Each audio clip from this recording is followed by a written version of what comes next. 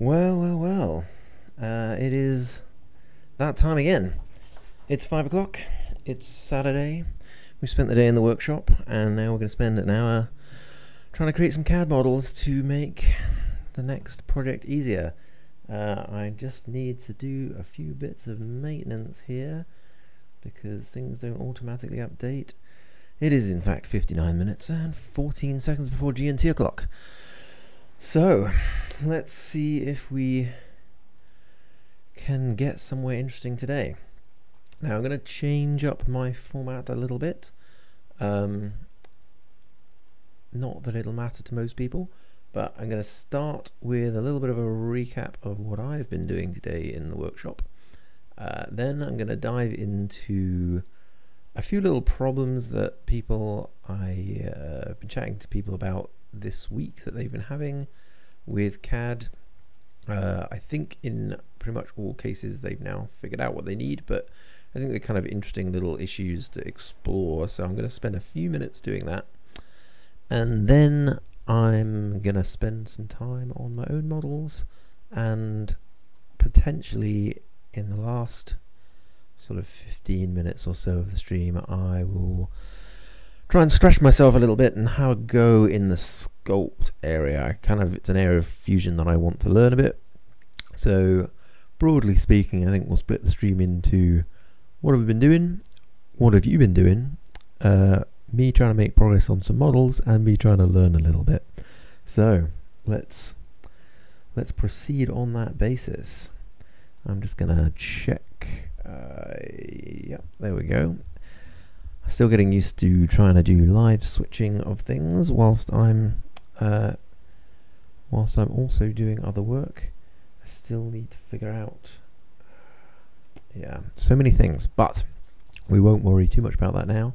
I'm a little disheveled because I didn't leave myself enough time coming down from the workshop, or up from the workshop. But let's get right on to it. So we're just going to move Fusion aside for a minute. My day in review, basically these top 3 posts on my Instagram. If you do happen to want to see more in progress stuff, then Instagram is definitely a place to follow me. I received a book this morning very kindly from Jeremy, his woodworking techniques. He sent that to me as a thank you for giving him some advice, and we've been chatting back and forth on email. So hey Jeremy, if you watch this, thank you again. I really appreciate the gesture of the book. It's something that I will spend some time reading a bit more, probably tomorrow morning. Second thing I worked on today, this has been kind of just on my list of things to do something about for a while, and it's probably a little bit silly, but a while ago last year I improved all the lighting in my workshop, which is fantastic. It really is much nicer, but what I find is that light gets in behind my welding helmet, and it means that I can't really see through the screen whilst I'm lining up to start a weld. So today I cut off the leg of an old overall and riveted it to the back of the helmet. Problem solved. Fantastic. Very happy with that. Didn't take very long. Solved me a problem, which is always preferable. And on to the projects we've been working on for the last couple of weeks. This is a picture of one of the balcony brackets that we've been designing along with the wine glass holder in situ, just demonstrating that. Very happy with how that turned out. I also have here the pint glass one. Let me just... So this is sort of the completed bracket and such. Integral hinge with a bit of bamboo just to do that, and this worked out so well. The pint glass holder, like if I do that, there we are. Just a perfect snug fit for this design of pint glass, which as you'd hope it would turn out, given this is what we measured, but really couldn't be happy with how that's turned out.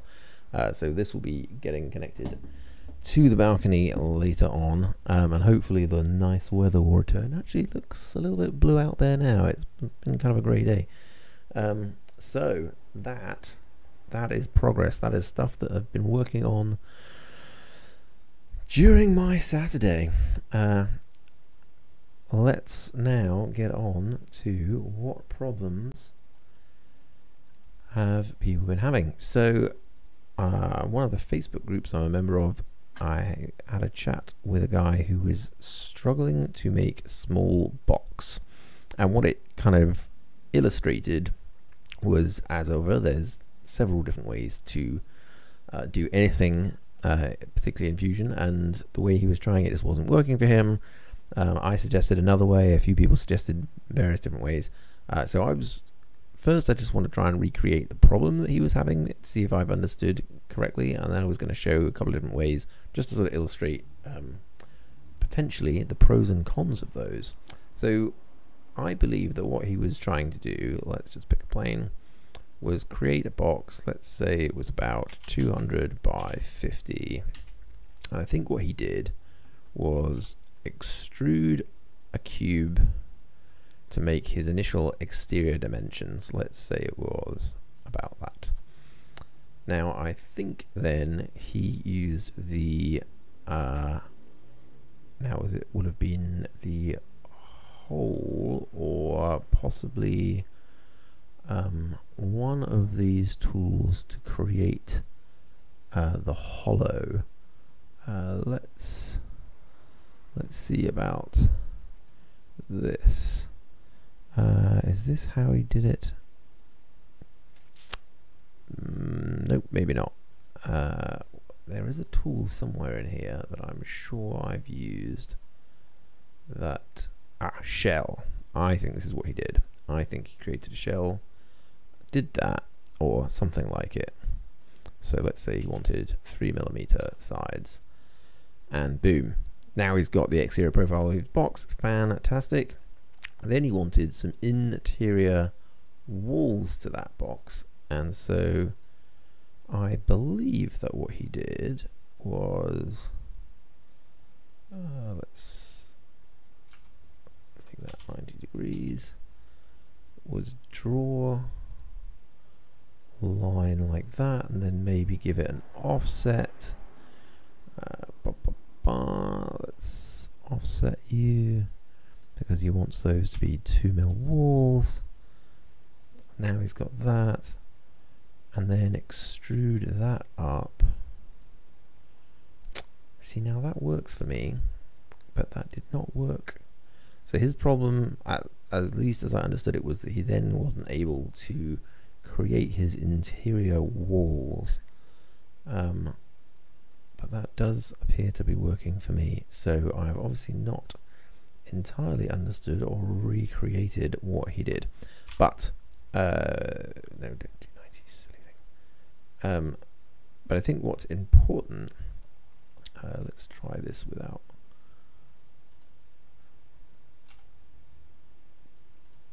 the thing I want to sort of get into is, okay, so this is one way, right? We've got our box, we've got our interior walls, it's a single body, and that is one way to create something a little bit like that. Now, the way I expected to tackle it was more like this. So I would say we start with our box 50 by 200. Then we draw another box, and I'm just going to roughly draw him in. Oh no, I don't want quite that long. Let me just get rid of that and do him again. I want to just draw any old box that is inside. So I would then be like, well, I want this wall to be 2mm, let's say, and then I want this wall to be 2mm. And what I want to do is I want to remove all of these measurements. So these little things, I believe, represent the actual sort of dimensions I entered, and because they're there, they lock them in place. Actually, I want to make that more fluid, so I can do that. So it will grow to what I want. And now I'm going to create a pattern. Let's call the rectangular pattern, but I don't really want it to be a rectangular pattern. It's just going to go in one direction. We're going to pull out, let's say I want 4 compartments. We'll just move that like that.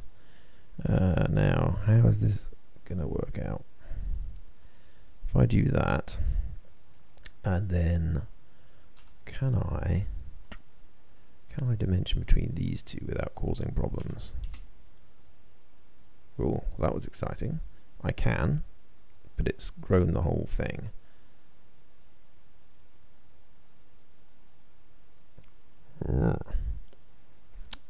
Okay, let's not do it that way.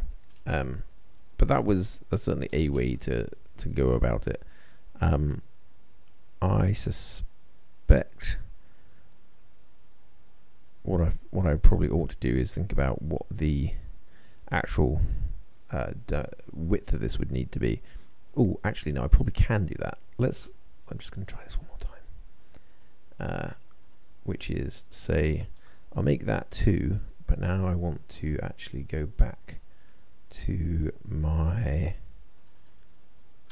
my rectangular thing, and I'm going to just bring him back. So let's make you 144, 383. What have I managed to do there? Make it very unhappy. See, I figured I could. The thing is, I'm over constraining this sketch in a major way. So I think that actually, so yeah, I'm overlapping all of those. So I've made it 2 mil apart, but I've made it 2 mil apart in the other direction. That looks closer to what I'm expecting. So now you basically have a sketch all in one go. In fact, yeah. So this way of approaching things, and there are various, again, ways of doing this, but this way means that you can select all of these things in one go and then just extrude them as a full container. Now this does leave me without a bottom, but then I can switch my sketch back on and select the bottoms and make them 2 mil as well. And so that's another way of ending up with a box that's has the dividing walls. Now, the one thing I would say about this way versus this way is that I have perhaps a little bit more control to go back to the sketch and sort of change my mind about some things and say, well, actually I want these to be 3 mil walls, which is spread out, and then I can stop the sketch and do that. Anyway, that is another way of achieving the same idea, a box that has dividers. And I did consider another option, which essentially is a little bit like, whereas this one we did a shell and then extruded up the walls, you could also create your block and then sketch on the surface and drop holes down into it. So that was one problem. The other thing I will just quickly talk about, because again somebody was having difficulty with it, and I realize it's such a trap that you can fall into, that which is that there are two, earlier here I just used the pattern tools, circular pattern, rectangular pattern. Now the interesting thing is there's also pattern tools here, rectangular pattern, circular pattern, pattern on a path. Now what you can't do, if I come back to edit the sketch, apparently, is you can't come into here and say rectangular pattern. You can't select any of your lines. So this person was having trouble because they were following a tutorial that said, do this and then create a circular pattern, etc. And they got to this point and they didn't understand why it wouldn't let them select their lines. And of course, the options you get here are only faces, bodies, features, and components. And that was because, in their infinite wisdom, there is another one. Now, it does seem like they could probably detect that I'm in sketch mode and that I might want to do this with sketches, but they don't. So, whatever. That's one to watch out for. Okay, so if anyone ends up having questions or things that they'd like to explore more that I might be able to help with, I'm always interested to hear from people. I'm always happy to give it a go. I'm unfortunate I couldn't reproduce exactly the issue that was being reported with that mechanism of creating the box, but it is interesting that you can do this sort of thing in many and various ways. And I think the big thing that I'm increasingly learning is sketch planes are super powerful, that you would do everything with reference to sketch planes that are whichever face of whatever body you've created, and they give you a lot of power to move things around and do stuff in interesting ways, which I'm sure I will explore more as I do more work with this stuff. Anyway, that's enough of that for the moment. I think that we're pretty happy with the bracket designs that I've gone to. I don't think there's much more that I want to do there. However, I do want to make another mount point. So until now, I've predominantly been doing the balcony mount. That was kind of the original concept. So let me just open up the balcony bracket again. But now that I've got this sort of this connection point of being able to bolt these on, and I was so happy with this pint glass one that I thought, you know what, it might be interesting to have, just as I have different versions of this side, to make different versions of the clamp side to be able to clamp to different things. So specifically, I was sort of interested in exploring the idea of having something that kind of just manually screws onto like a table or a surface like that. So that is what we're going to do today. Or at least right now. So let's get rid of all the bits and bobs that I don't need to see. We'll keep this fella around because this is a useful interface. Oh, actually, I tell you what I might do.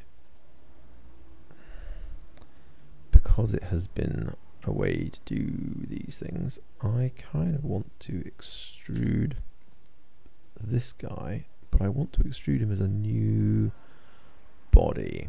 I wonder if I can manage that if I come into use sketch mode and extrude you from here. So that's another thing that I think I've literally just learnt right there, which is in body mode, if I extrude, it wants to, like, the only option is to modify the body that I'm playing with, whereas here I can literally take that surface, extrude, and say, actually, this is a whole new body, please. So now I can get rid of you. I've retained all of my my pattern there, but I now have it on a new body. That's what I wanted to see. Let's move him flush with that. Okay. So now I have a new body to base from, which will form the beginning of a screw mount. So I think I pretty much just want a horizontal surface with the ability to literally screw a plastic tapered thing through it. That's a really terrible description, but hopefully it will become clear. So let's first of all, let's just sketch on this plane, but we'll do this. I want to ideally, oh yeah, you're not looking into anything because you are not on the right. Okay, let's do it off of this plane, because then we can lock. No, stop sketch, switch sketch plane. I wonder if you can do that without having to stop the sketch. Right, so this will let me actually latch into things on that. I want to make it, how big do you reckon? 5? Let's make 5 for the moment. And then let's just extrude you down like that. So you're going to make a backstop against which those mount points come into. Oh, learn my lesson from last time. What I'm also going to want is the blasted holes bored through, which twice I printed something to discover that I was an idiot and had printed a version that did not have didn't have the holes in them. And it's not the end of the world. I could quite easily decide to just drill those holes, although it's not as strong as you'd like, but nonetheless. So let's what I want to do is draw the hole like that, and we'll punch you all the way through there, and then we'll do the same. Bum, bum, bum.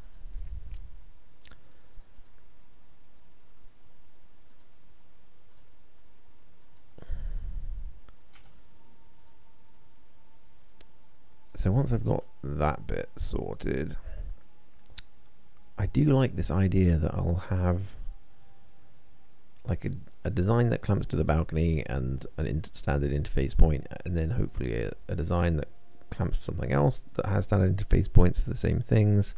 It may well encourage me to... Why is that not doing what I want?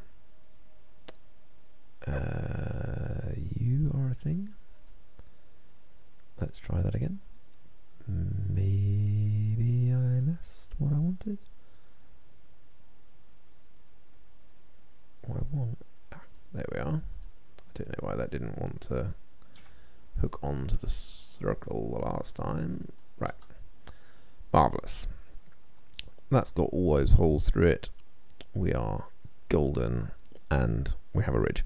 So that's the very basic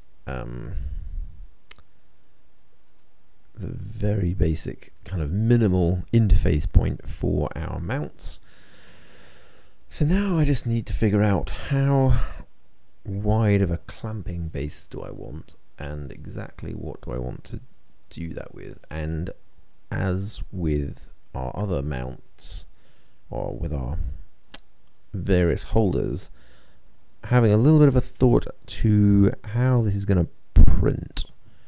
So at the moment, if we were just going to print this as is, I'd probably just print it exactly like this, face down. That's nice and easy, no supports. So now fundamentally this thing is going to need essentially 2 surfaces that are wide enough apart to accommodate whatever it's going to slip over, with some strength to be able to then screw something through one surface against the other one in order to provide clamping. But that's going to leave a gap which needs to then create supports. I mean, it's not the end of the world, but let's just see about what this looks like. So first of all, let me just check for myself. So that's currently 20 mil. Get the old calipers out just to visualize 20 mil properly. That's that much. Now that's not a lot of clamping distance, so I'm probably going to need to go wider than that. How much clamping? Well, let's use my desk as a reference, because this is a thing that I would clamp to potentially. So this is 31 mil. So if I make the surfaces perhaps 35 mil, then that'll do us. So let's come down off of this. Oh, actually, do I want to come down off of this? This is where I'm talking about the what do you want the bottom to be when you print it? Ideally, let's extend this out, assume this is the bottom surface, and we'll go up for our clamp. That makes sense. I think that makes sense anyway. Let's draw against you again. So how deep of a clamp do we think we're going to want? I'm at the moment going to assume it's the whole width as an interface point, but how deep onto anything will we need to be? 30 is probably fine, but let's see what 40 looks like. 40, right, let's just lock us on like that. Okie dokie, and we'll extrude him out to a depth of 5's pretty chunky. Oh, -5. So if you imagine this is our desk, comes in here, and this slides underneath, we then just need the hooks above. Now, what we could do, if we're assuming that we're going to be screwing against the surface that we're clamping, which seems reasonable, for these top pieces, we don't have to be all the way across. And I wonder whether it would be worth having 2 threaded holes just to give that extra clamping pressure, because I'm sort of thinking about printing the screw threaded pieces, whereas previously, or thus far, I've been relying on kind of real nuts and bolts hardware to do things. I think this might be nice to just print some kind of chunky screw thread. Let's for a moment assume that we're going to do that.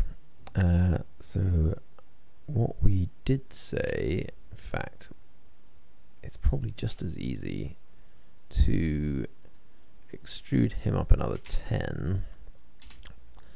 Let's inspect our, so that gives us 25. Yeah, that's not nearly enough. I said we would do a 35, so that's, I needed to extrude this up 20, not 10. Let's do 20. That's a big old wall, but that's fine. That's okay. I feel like we might want some kind of strengthening structure when we come across here, but let's just do this. So see, what I'm thinking is we'll say let's do 25 by 50. Doesn't need to be that much. I guess it was 48, was it? Oh, there we are, 45. 25 by 45. And we'll do the same over here. 25 by 45. And we'll extrude those up by 5.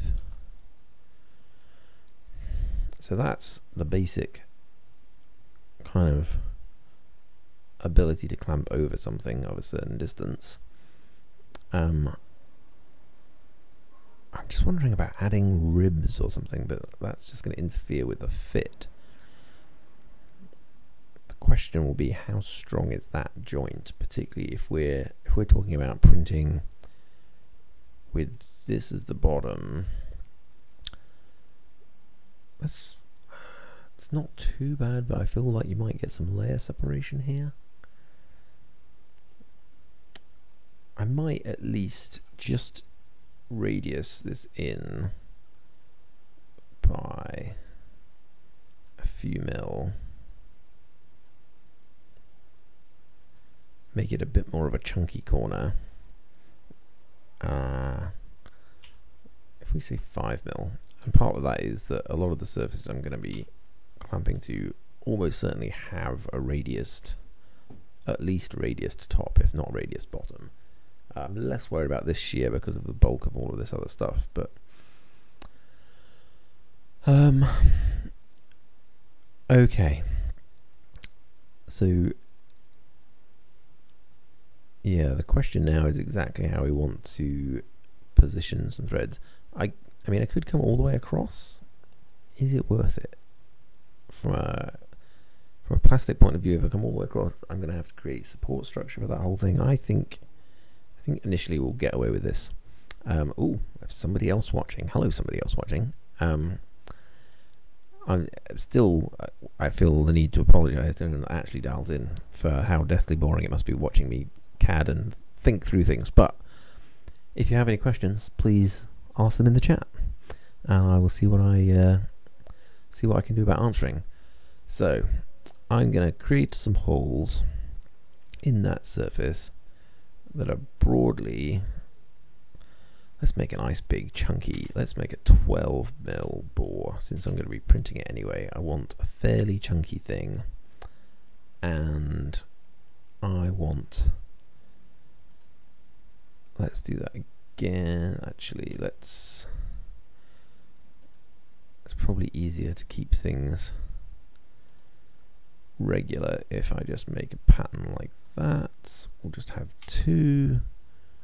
Let's come back into that pattern. Just make sure we're fairly happy with the placement on both sides. 65mm apart. Okay. So we'll drop those holes through, and then we'll create a thread in both. Oh, I guess I can only do threads one at a time.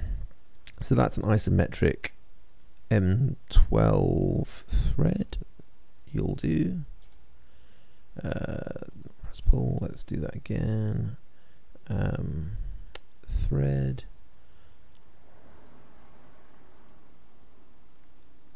Boom. So now we have a threaded hole on the underside of that, and then we just need to make an M12 threaded something or another that will screw through those holes up against the thing that we clamp, and that'll be that. Now, will having this hole cause problems for supports for this? Maybe, but we'll worry about that shortly. Let's give this a name, which is clamp mount, and I'm just gonna export him as an STL right now. Go have a quick look in the slicer, see if there's any obvious mistakes that I have made before we look at these screw threads. Bring up slicey slicer. So I'm curious to know if anyone ever watches this far. Please do hit me up. You can hit me up on Twitter or Instagram, or put comments below in YouTube's. I suspect it'll still be some time before I've kind of gotten this down to any kind of watchableness. Right, here we go. Here's a clamp mount. That's a slice setting. We haven't done anything. Support material, yes please. I'm just going to leave that for the default at the moment and see what comes out. And then we can experiment with what that means. Ooh, look at all that support material. I mean, there's not a lot of choices, I guess. Oh, that's interesting though. So it thinks, see, I'm surprised in some way that it thinks it needs it for this corner, which you'd imagine for the beginning is not too bad, but that it doesn't need it for a chunk of the middle of that layer.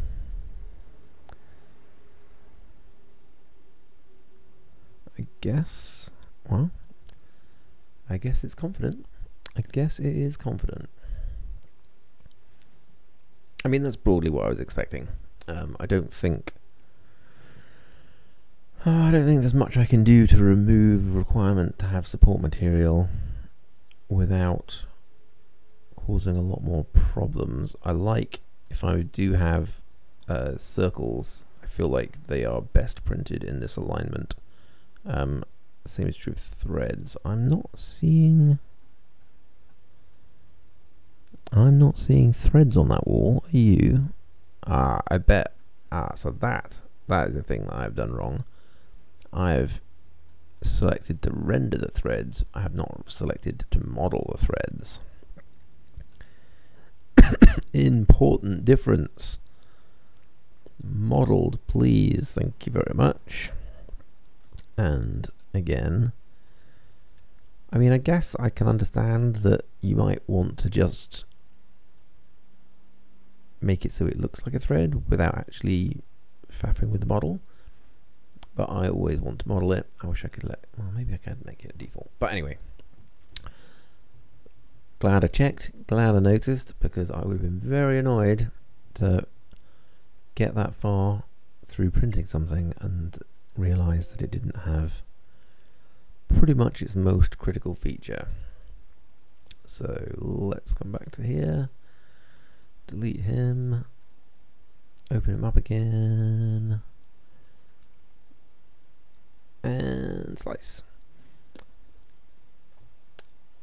Well, we've had a couple of people popping in and out on the stream, but they've been too shy to say hello.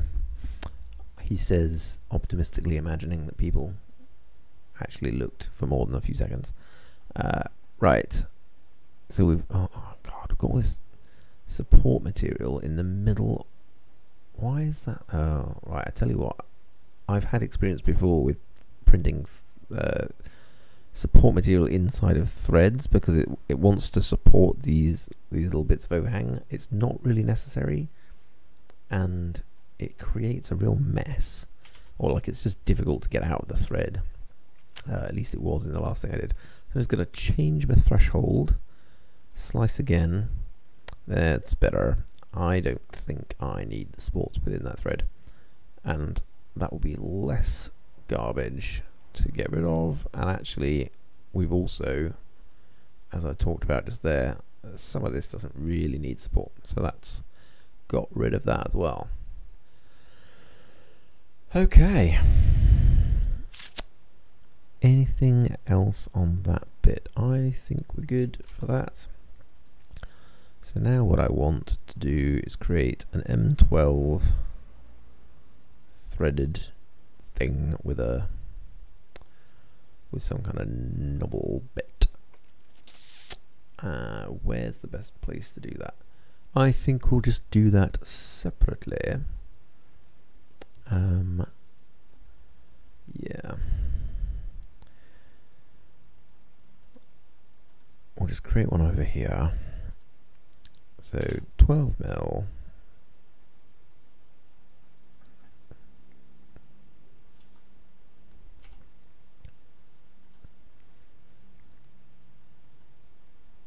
Let's make it, I don't know, I guess if my whole gap is 35 mil and I want to provide the ability to clamp down to 30 mil things, let's thread them up. M12 1.7 isometric thread modeled, please. Excellent. So we're just going to move him over here.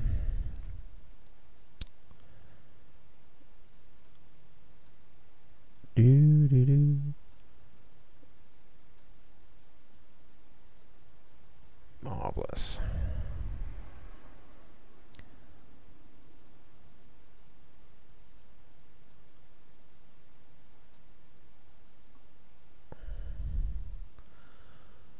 Alrighty then. So that is is going to fit through there. So we just want some kind of end on it that lets you get a grip of it. So we'll no, not on that sketch plane, thank you very much. Want to draw upon this sketch plane. So how big do you reckon? I'm gonna make it reasonably chunky because I kind of want it to be pretty easy to hold.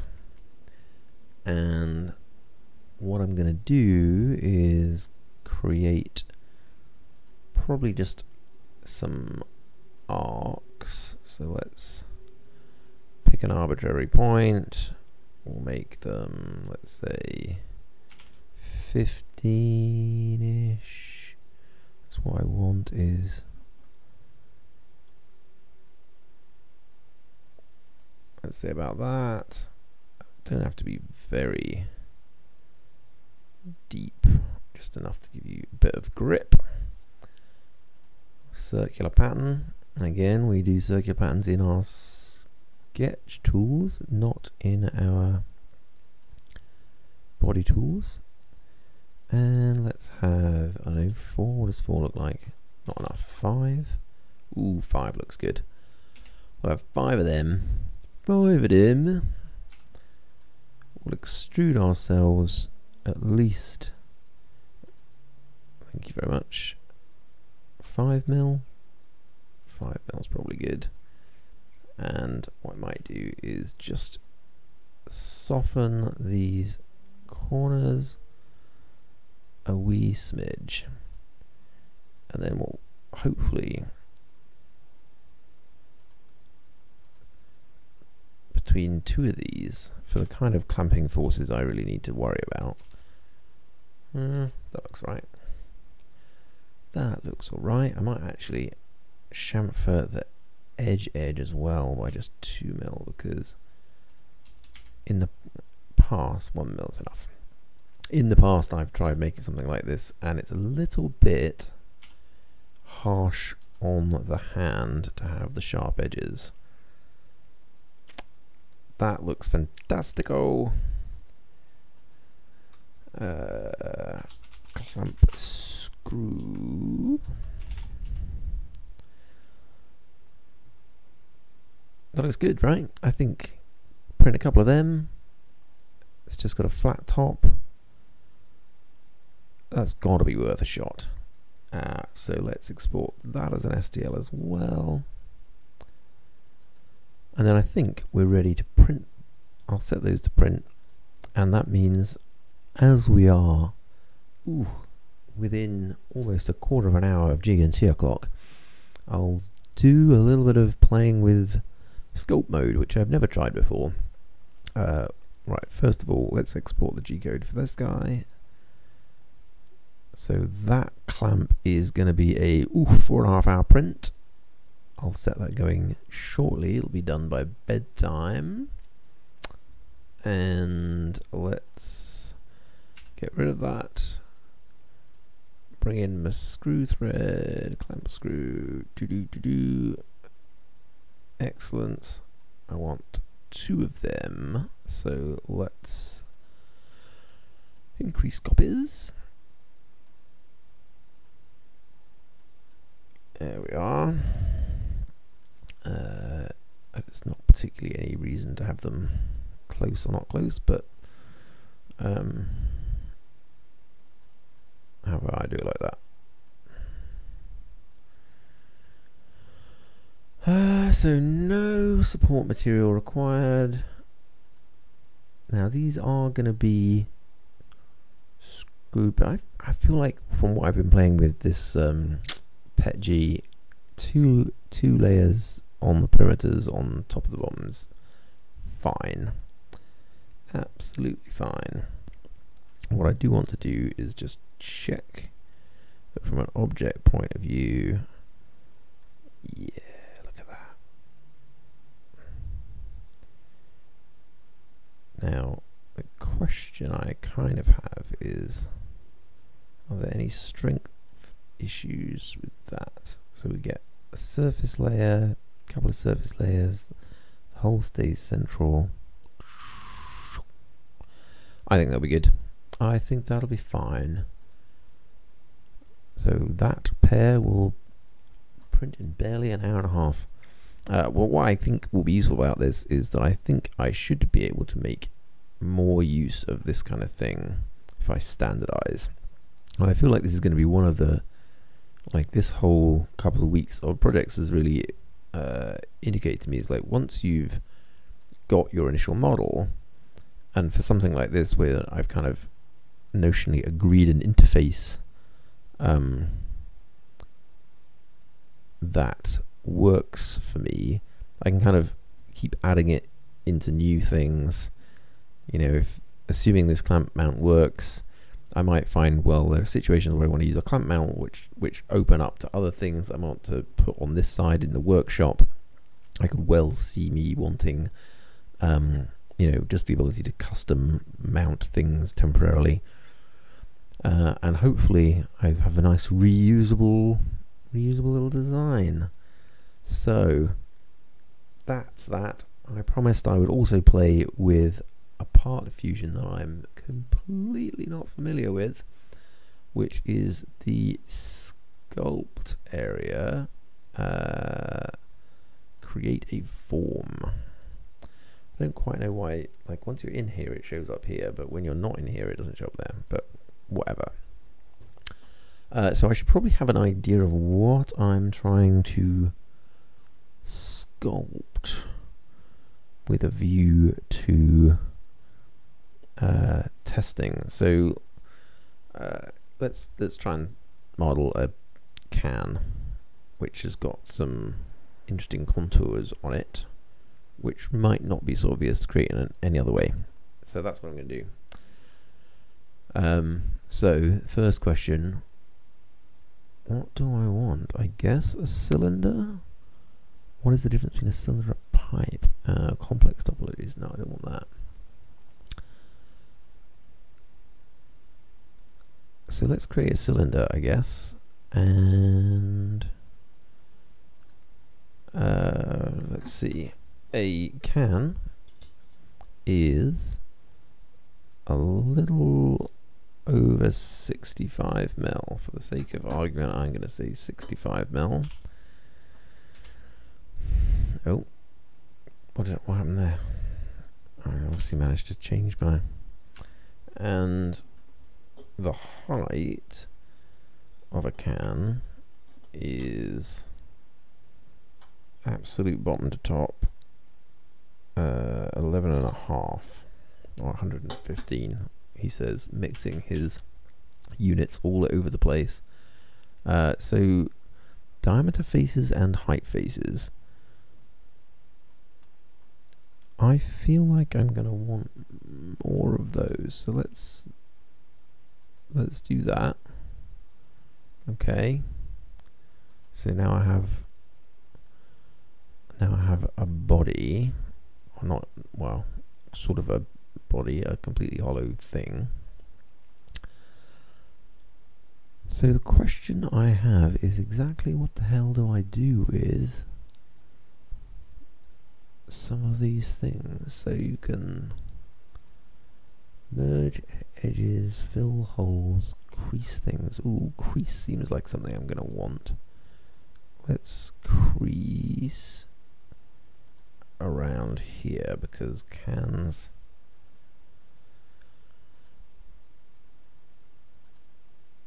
have kind of a shoulder to them. Okay, what if I do that? Nothing apparently.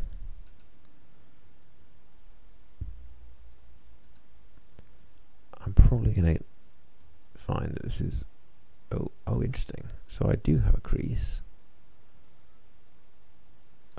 Right, so what I actually want to do that to there maybe. Aha. Okay. So I want to do this to more things, but I don't understand how this measurement is gonna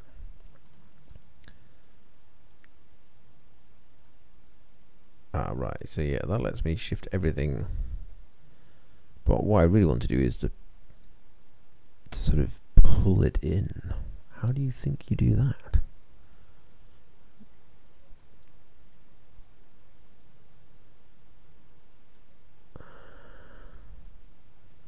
Oh, I can rotate them. That's interesting. Okay. So translation, rotation, and scale. Maybe I want to scale it. Let's say 0.8. Well, that has a fascinating effect. That is not what I was expecting. Yeah. Oh, did I not have... Right. Let's try that again. That's probably why it looked weird. Aha! Well. So what I want to do is mimic that. So I think that is not quite as sharp as that. Interesting. Okay. And then I kind of have another ridge which then kind of bulges. So how do I do that business? I guess, so subdivide is a thing. So what I kind of want to do is subdivide all of these panels by 2. Oh, I guess I don't get to choose by how many. Oh, except has that caused a weird... I've got this weird bulgy effect here now. That is not what I wanted at all. Huh. So that crease doesn't keep things straight.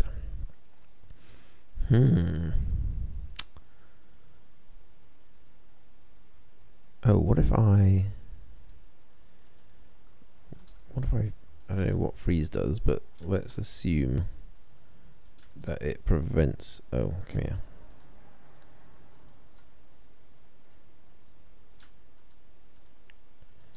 Prevents them from shifting. Let's try this. Freeze. Okay. Now let's try subdividing some of these guys.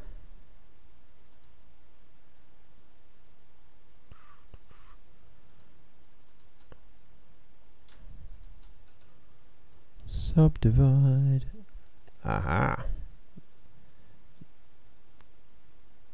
Oh, except have you... Why can't I select anything now? Oh, is it because I've...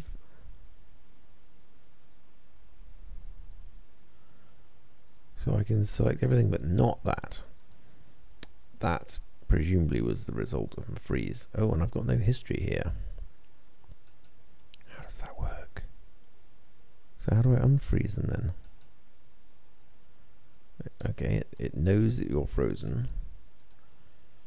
That was the first time I'd noticed that I don't have any kind of modification history in Sculpt, which is a bit alarming. What do we have here? Bevel edge, slide edge, pull.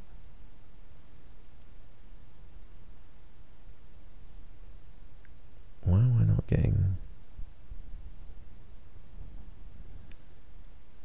It's like pops up momentarily and then goes away. Why are you going away? Okay, not exciting viewing.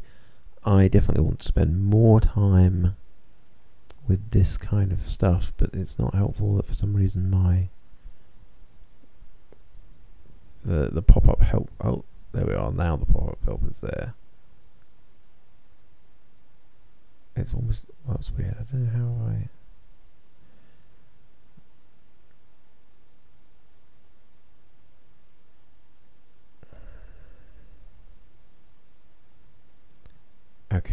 Oh, insert edge. What does that do, I wonder? Ah, that's exactly what I wanted. Insert edge.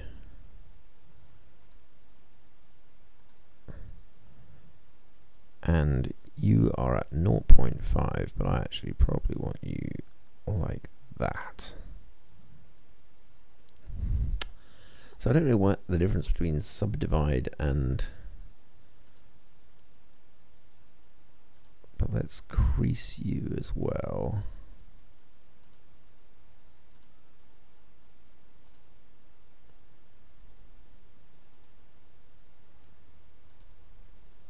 Ooh. Comme ça. And then what I want to do is probably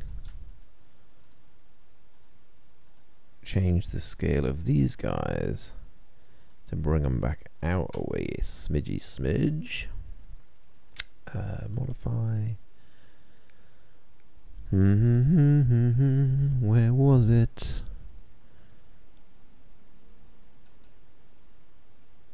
I'm sure I had slide edge. No.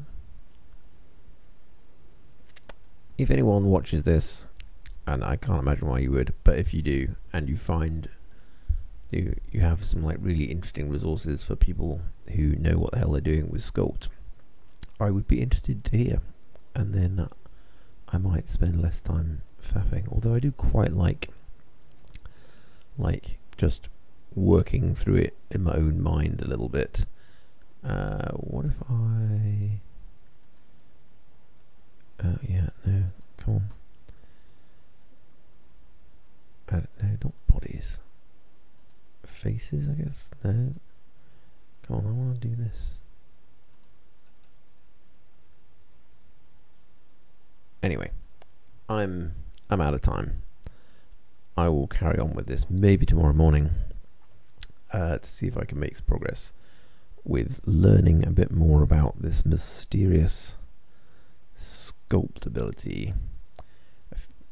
I can sort of see the potential. I've definitely recently had issues where I was trying to do something a bit like this, where I wanted one cylinder to merge down into another cylinder with a custom profile, but I could do this very trivially in the normal mechanism. So I guess it gets more interesting when you are able to